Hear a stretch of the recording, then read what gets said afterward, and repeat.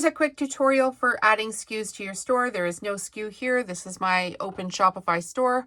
I'm going to go back to edit my store. I'm going to go into my themes. I'm going to go customize.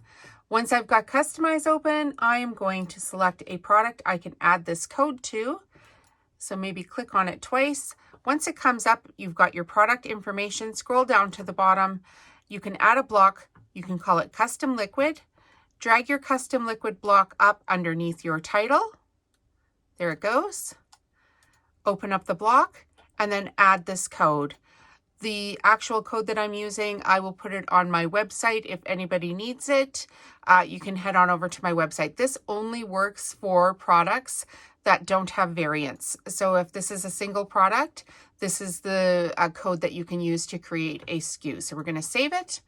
We're going to go back over to our Shopify store and look at that. Here it is.